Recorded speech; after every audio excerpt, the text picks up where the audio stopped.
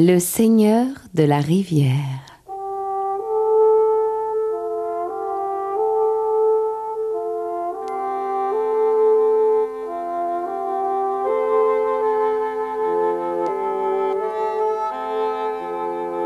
Non loin de la rivière, un grand marin aux cheveux gris prit sa petite fille dans ses bras, l'embrassa, puis la reposa doucement sur le sol en lui disant « Au revoir, ma petite fille chérie. Sois bien sage. Un jour je reviendrai avec un sac plein d'or et je ne te quitterai plus jamais. » Puis il remonta le chemin, longeant la rivière vers le port où les grands bateaux étaient amarrés. Et larmes aux yeux, Susan revint lentement vers Rive d'Ajon, son village.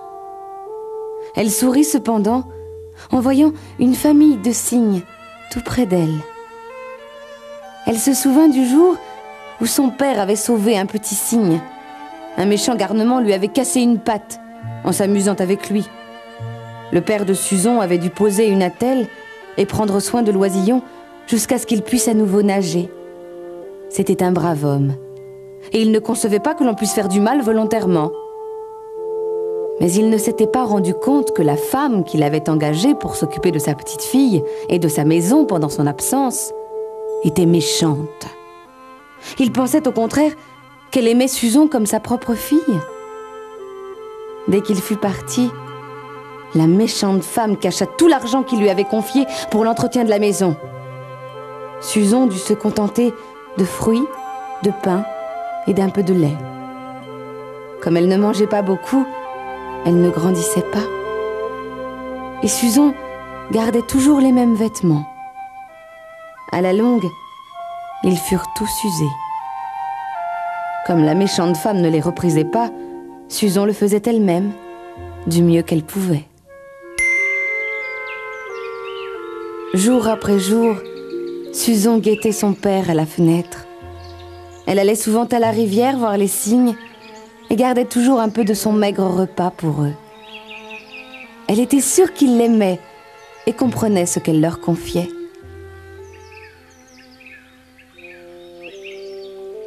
Les oisillons grandissaient et peu à peu, de belles plumes blanches remplacèrent le duvet brun. Ils avaient plus d'1 an maintenant. Le plus grand et le plus beau d'entre eux était justement celui qui avait eu la patte cassée. C'était un cygne splendide. Lorsqu'il se déplaçait, il semblait dire « Regardez-moi, je suis le seigneur de la rivière. » Quoique fier et majestueux, il était doux avec Susan et mangeait même dans sa main.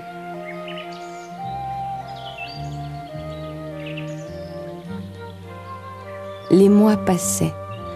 « C'est bien long de ramener un sac d'or », confiait-elle à ses amis les cygnes. Un jour, la méchante femme annonça qu'elles allaient quitter Rive d'Ajon. Susan implora et pleura en vain. On fit les malles et la petite fille fut poussée dans une carriole. Elles voyagèrent toute une nuit et tout le jour suivant. Enfin, vers le soir, Susan aperçut une ville. La carriole s'enfonça dans un dédale de petites rues et s'arrêta devant une vieille maison minuscule et très haute. Leur nouveau logis se situait tout en haut, sous les toits.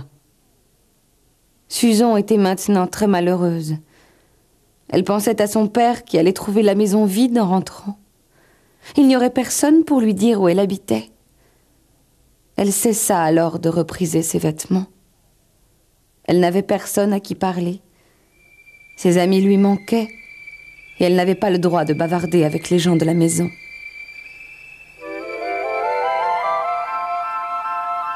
Un jour qu'elle regardait par la fenêtre, elle entendit un bruissement d'ailes.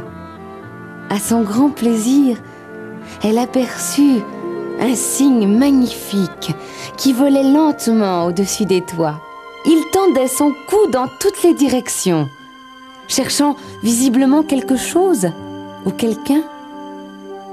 Oh, Si seulement c'était l'un de mes amis qui me cherchait, pensa Susan.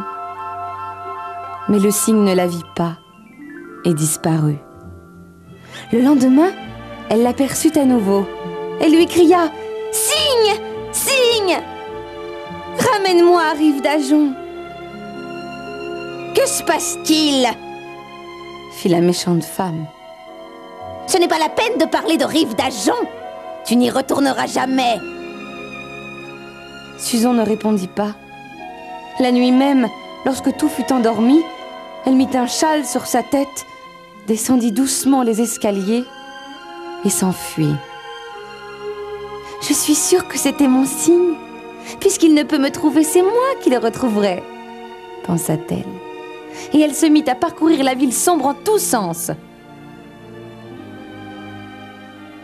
Elle courut longtemps et finit par atteindre la campagne avec ses arbres et ses haies. Exténuée, elle s'assit sous le porche d'une ferme pour dormir un peu. Mais dès le lever du jour, elle repartit. Ses pieds lui faisaient très mal et elle chercha vainement une rivière qui ressemble à celle de Rive d'Ajon, où ces cygnes auraient pu habiter. Elle aperçut alors une mare, un peu à l'écart de la route, et elle voulut s'y laver les pieds et se reposer. Elle écarta les buissons pour s'approcher de l'eau, et elle vit là, sur l'autre rive, un magnifique cygne blanc occupé à lisser ses plumes. Dès qu'il aperçut Susan, il s'élança sur l'eau pour la rejoindre. « Ah, mon cygne !» dit Susan en pleurant.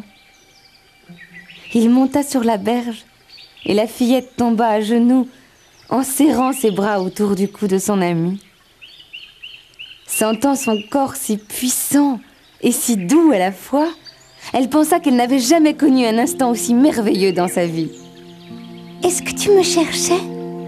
demanda-t-elle en regardant ses beaux yeux noirs. Il inclina la tête et lui caressa les cheveux avec son bec.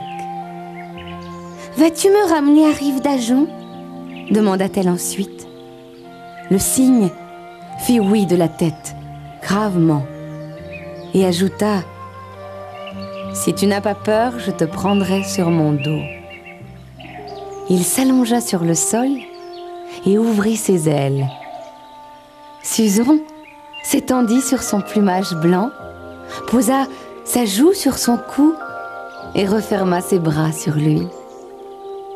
Le noble cygne déploya ses grandes ailes et s'éleva dans le ciel. La petite fille, bercée par le balancement du vol et le bruissement des battements d'ailes, ne tarda pas à s'endormir.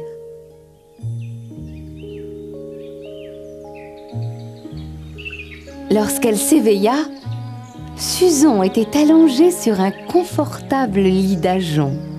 Tout autour d'elle s'étendaient à perte de vue des bosquets d'ajonc. Elle s'assit, s'étira et vit un cygne qui avait veillé sur son sommeil et maintenant l'observait. « Elle est réveillée », murmura-t-il. Alors, de nombreux cygnes apparurent entre les ajoncs. Enfin, elle vit son ami.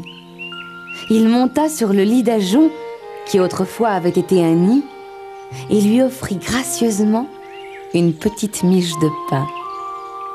Il étendit son aile au-dessus d'elle et lui dit « Un jour, ton père m'a sauvé la vie. Et toi, tu m'as donné à manger alors que tu n'avais rien. C'est à moi maintenant de prendre soin de toi jusqu'à ce que ton père revienne. Ne crains plus rien désormais. Je suis le seigneur de la rivière. » « Oh, mon cygne, comment te remercier ?»